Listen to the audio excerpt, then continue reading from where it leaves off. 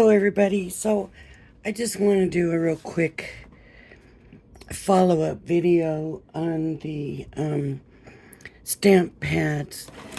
If you look, you can see the brown did bleed from the stays in place.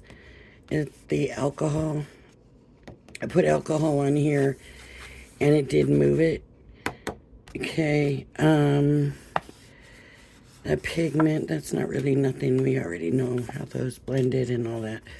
What I really want to show you is some of the stuff that didn't show up so much yesterday. The Midas still holds up well. This would have been with the alcohol. This would be with the water. It lost some of the intensity of the print. This was alcohol. It says waterproof. You can see definitely bled. This is the diamond press. And if you look at, you might not be able to see by looking straight on, but if you look at the edges, you will see blue. And this was the water. And so the water did move it. And the alcohol faded it. So don't use it for that stuff. Nouveau, this would have been the water. And it looks fine. I don't see where it really did anything. The quick dry definitely faded with the water. Not so much with the alcohol. The pigment, this would have been alcohol that caused the running. There is running on this. Alcohol proof, beautiful. Alcohol proof with water, definitely ran. Color pad. So it definitely affected the intensity, even though you don't see the color or anything. If you look here, it didn't get wet. Here it did. This was alcohol. It's just kind of faded looking. The duet, this is water. So that's water. No, the two is alcohol, right? I'm not sure color now. I was positive I knew this is alcohol on the regular, so the two is water.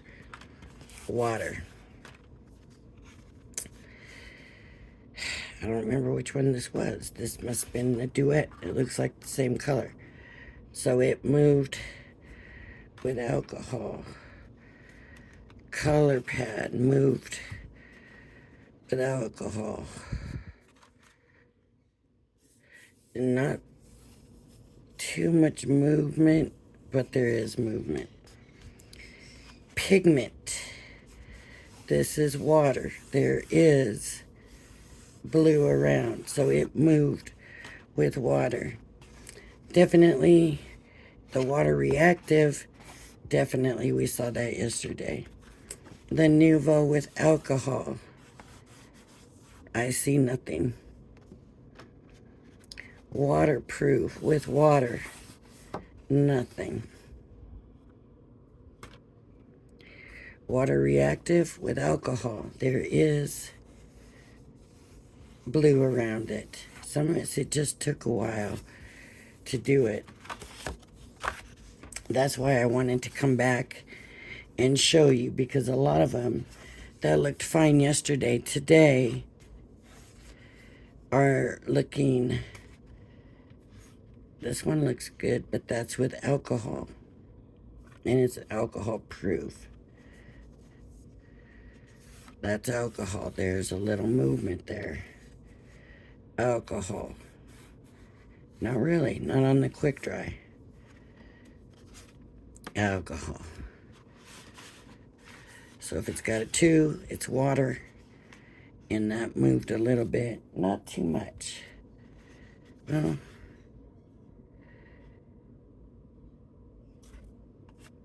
water reactive definitely did. The pigment definitely did. The duet definitely did. Color pad just kind of lost the intensity. Alcohol proof. Moved with water. Quick dry. Lost intensity with water. Nuvo. Held up well with water. Diamond press. This would have been alcohol. There's a little fading. Now remember, I flooded these and soaked these. And a little bleeding here too. The waterproof moved with alcohol. And this was water. So, Midas did well. So, I just wanted to make sure that I gave you the final showing of all of this.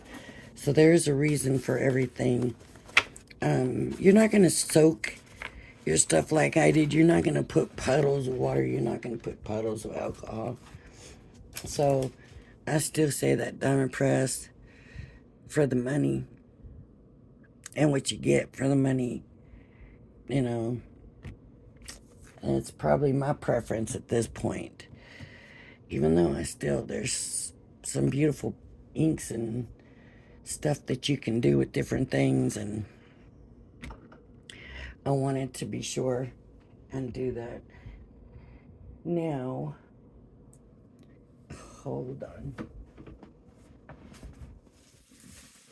Now for the elephant in the room.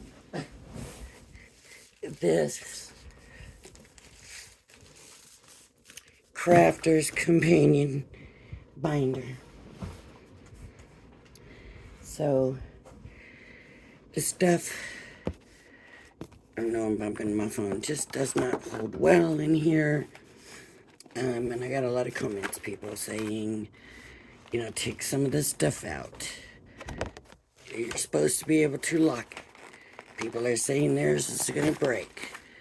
There's a lot going on with these. Now back here, there is some kind of lock or something. Oh, maybe that's it.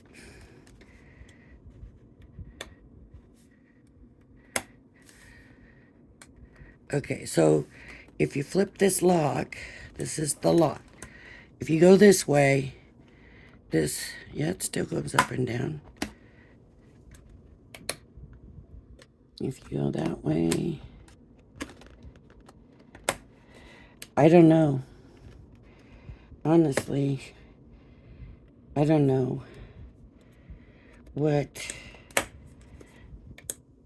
the answer to any of this is.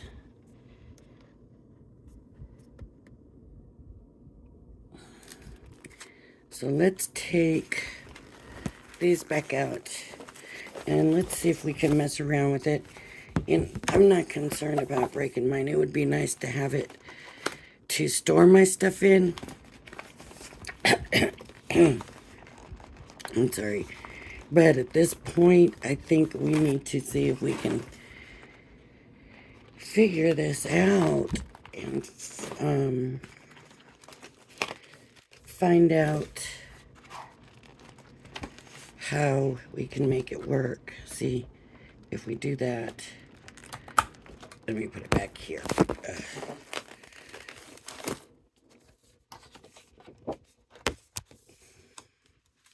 That's ripped.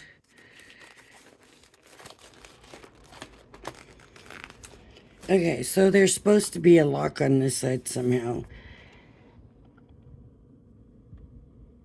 So if we shut it this way, and then this is supposed to be a lock. Maybe that's it. Uh-huh. So this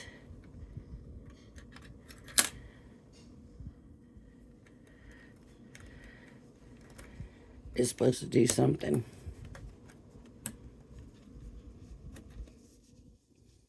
Maybe it's supposed to hold them in place or something. So it tightens in there. So here's what I'm going to do. I'm going to go ahead. I'm going to, wait. Unlock it. Maybe if I can. There we go. And move it to the front. I'm going to open. And I'm going to take out any super big bulky stuff. And I will, of course, keep all the instructions and dies and all that stuff. So let's see what I'll come in. Number 1. So the instructions got to stay. The templates got to stay. The paper, the stamps got to stay. The ribbon can go. Photo corners are going to stay. Colored card can go. See, then what's the point, right? Cardstock panels, die cut toppers. Yeah, I'm going to leave this in. I'm sorry, but I just am. Metal dies got to stay. I'm going to leave it in. This stuff is going to stay in here.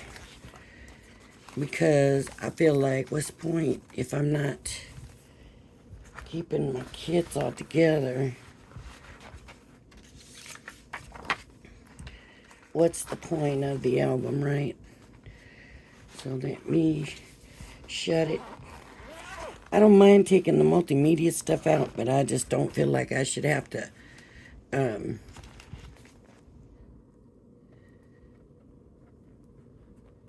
don't feel like I should have to take everything out to make it work.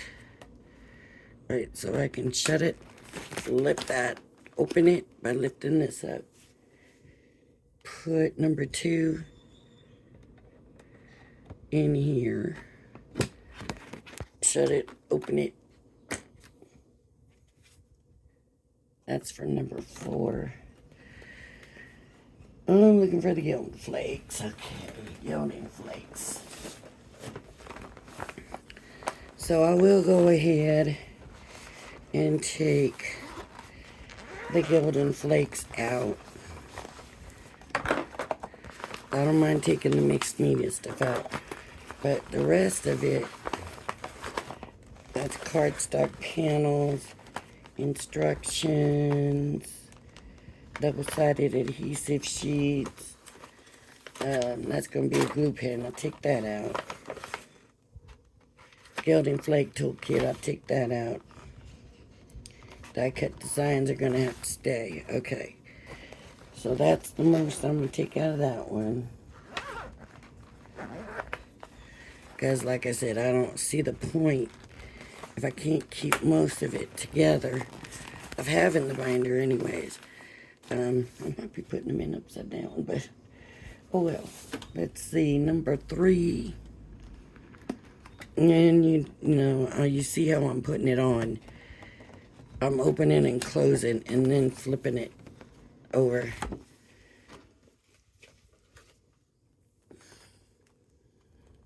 This is number 4. This is number 3. So I'm going to take out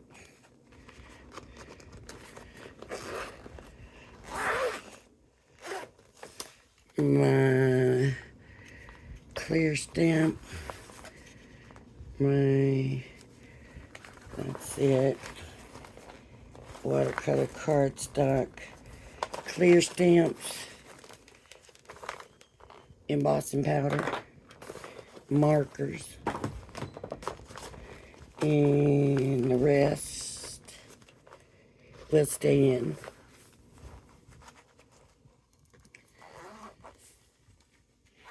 Okay. Now I'm going to open it again. Put this on. Close it back up. And move that over. Now I'm ready for number 4. And I'm going to open this. And I'm going to put this on. This is all a guess. I am not really looked at videos, although I probably should have. Let me see if there's anything that I can take out of here, but I don't really think this one had any of like the multimedia. But you can, you know, if you want to take your paper out, card blanks, those can come out. Colored card. And this one's got a lot of paper stuff in here, so I'm going to leave that. And I'm going to open it back up again. And I'm going to put this on here. And then I'm going to shut it again. And then I'm going to pull these over here. If this is right, I'm thinking the lock goes over all of the bags to kind of help keep them in place. It was a viewer, a friend, that said there's a lock back there. But that was kind of all they said, was there's a lock back there. So this will all come over here, and then I'm going to put all this over here, and then I'm going to bring the lock over and push it down to lock it all in place. That might just work.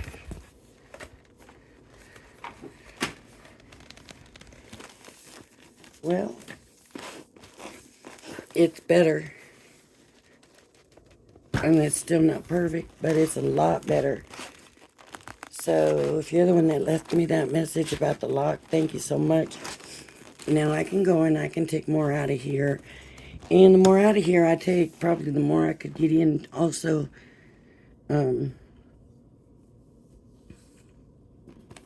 So that's, I guess, the way it's supposed to work. Is you're supposed to, sorry, that's moving so much. But that's supposed to, I guess, hold them in place. It's not a great lock. It's not holding it super tight or anything. But it's better than it was.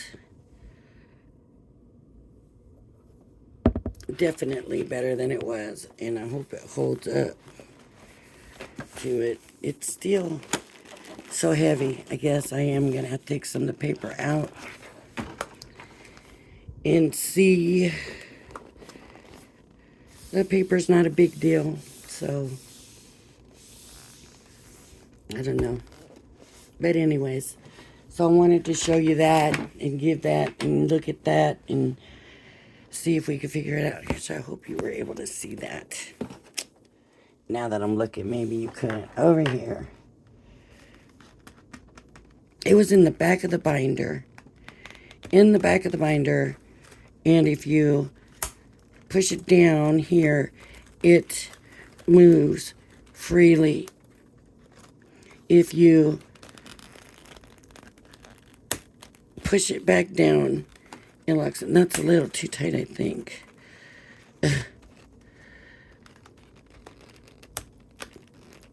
And it just kind of locks, and then it still moves, but not as easy and just kind of holds things in place. So maybe we just need to give it more room.